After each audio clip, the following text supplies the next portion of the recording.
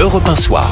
19h, 21h, Pierre de Villeneuve. Toujours avec Victor Hérault, Joseph Massescaron. On est tous un peu aplatis dans ce studio, voire à entendre Charles Rodwell et d'autres aussi par leurs explications que la situation est vraiment pas très joyeuse. Écoutez Sarah Knafo qui était invitée ce matin de Sonia Mabrouk sur la stratégie de censure de certains partis pour les discussions. On était dans un système, encore la semaine dernière, où le RN avait les clés en main. Il pouvait dire à Michel Barnier, si tu ne fais pas ça, je te censure.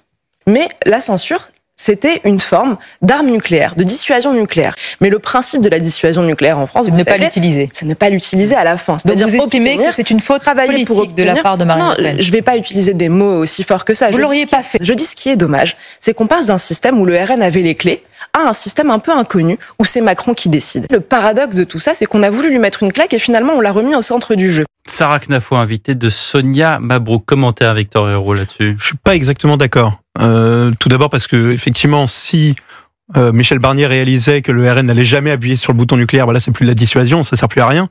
Maintenant, ouais, alors après on peut faire les parallèles qu'on veut, mais écoutez, soit Marine Le Pen va jusqu'au bout de ses demandes et à ce moment-là Michel Barnier y va ou pas. C'est ce qui s'est passé justement. Non, mais c'est le mot dissuasion qui m'embête parce que quand vous savez qu'il y a le nombre de sous-marins que nous avons dans la Marine nationale qui tournent, qui sont sous les mers et qui ont pour l'instant pas appuyé sur le bouton pour lancer des missiles nucléaires. Bon, bref. Mais la dissuasion nucléaire marche dans les deux sens. La comparaison marche pas, sur la sémantique, ça marche pas. Michel Barnier ne pouvait pas renverser. Michel Barnier ne pouvait pas renverser le quart de siège de l'Assemblée nationale, du Rassemblement national. Donc ça ne marche pas, cette logique de dissuasion. Maintenant, je crois que le Rassemblement national a toujours quelque part les clés entre les mains parce que il est toujours le bloc pas le bloc. Ça veut dire qu'il est toujours le groupe majoritaire de l'Assemblée. Il maintient le gouvernement sous surveillance. Sauf si le NFP se brise et qu'effectivement le Parti socialiste rejoint cette espèce de socle commun qui n'est rien d'autre que le macronisme originel, c'est-à-dire l'union de l'arc républicain, du socialisme du Parti socialiste, jusqu'aux républicains. Une sorte de macronisme très étendu. Mais tant que cette fissure ne se produit pas, et je crois qu'elle a peu de chances de se produire dans la perspective des législatives prochaines, ou même des municipales, ou plus loin encore de la présidentielle, je crois que le nouveau Front populaire ne se brisera pas et que, dans ce sens-là, le Rassemblement national a toujours les clés en main. Joseph Massescaron, oui ou non? Moi, ce qui me frappe, et je pense que ça n'a pas été assez souligné, c'est que le gouvernement de Michel Barnier, et Michel Barnier lui-même, pensaient réellement et agissaient comme s'ils étaient là pour longtemps. Les membres des cabinets ministériels, nous en avons tous rencontrés, pensaient qu'ils étaient là pour longtemps. Ça a été dit. Très longtemps. Ça a été dit dans les indiscrets d'Europe 1. On a dit que, effectivement, Michel Barnier avait confié, peut-être 2 ou 3 jours avant la censure, que il ne pensait pas que ça allait jusque-là. À l'exception peut-être du ministère de l'Intérieur. Non, mais je crois que Bruno Retailleau n'était pas certain de rester sur le très long terme, qui préparait le terrain pour le successeur. Ce que je veux dire, c'est que, je parlais juste on l'avait pas vu venir. Dès sa nomination. Mais vraiment. À partir du moment où il a été nommé, pour être plus exact, il pensait, peut-être parce que c'est son vieux fond gaulliste, et il était persuadé qu'il était là pour un bon moment. Les membres des cabinets pensaient qu'ils étaient là pour un bon moment, alors que nous savons tous que c'était une situation provisoire. On le savait tous. Et là encore, lorsque l'on parle, moi ce qui me frappe, on parle de qui va être Premier ministre, Bayrou, Lecornu, Vautrin, peu importe. C'est ce que l'on ne dit pas, parce qu'on parle de feuille de route, on parle d'accord mais c'est un gouvernement, ça va être un gouvernement provisoire.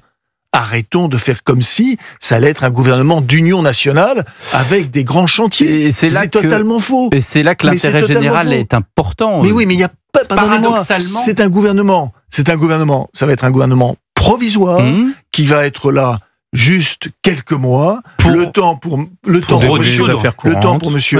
pour Emmanuel Macron, soit de dissoudre, soit avant la dissolution, d'employer l'article 16. Ce qui est ironique vis-à-vis, c'est le président réformiste qui a lui-même tué sa capacité à réformer la France. L'article 16 ? Oui, pourquoi ? Non, mais moi je vous retourne la question, pourquoi ? Mais parce que à partir du moment où pourquoi vous il arrivez, actionnerait l'article 16? c'est très simple, vous êtes dans une situation de blocage total. C'est-à-dire qu'un gouvernement de droite, il a nommé un gouvernement de droite, ne marche pas. Un gouvernement qui pourrait être, social-libéral, ne marchera pas non plus. Vous êtes dans une situation de blocage, et donc, évidemment, dans une situation de blocage, vous avez la possibilité, je suis désolé, et incapacité de contracter, de remplir nos prérogatives internationales, avec notamment la Commission européenne, l'engagement vis-à-vis du budget. L'article 16, pour ceux qui savent, c'est les pleins pouvoirs. Les pleins pouvoirs à la sauce, entre guillemets, Macron, même si le terme est mal utilisé, ça donne quoi? Ça donne d'abord la possibilité...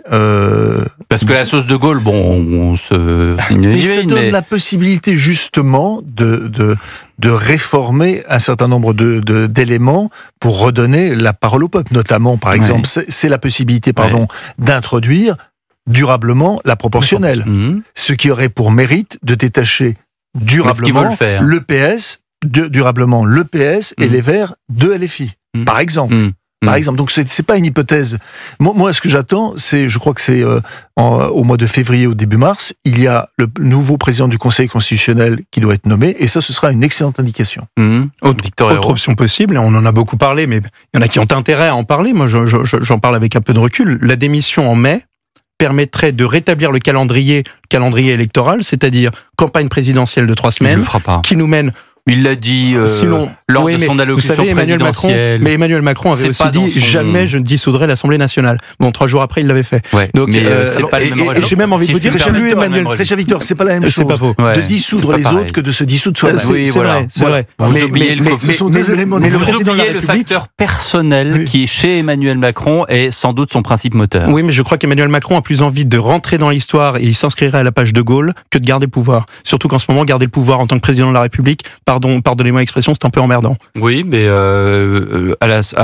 en suivant De Gaulle, effectivement, il pourrait aller sur l'article 16. Et c'est une hypothèse à laquelle je n'avais pas pensé, mais ça commence à trotter un petit peu doucement dans ma tête, mon cher Joseph Massescaron. Je vais y réfléchir, et j'espère que les auditeurs vont y réfléchir aussi. Merci Victor Hérault, merci Joseph Massescaron. 20h le journal, 20h10 pour bien comprendre la situation syrienne. Le politologue Gilles Kepel est avec nous. À tout de suite sur Europe 1.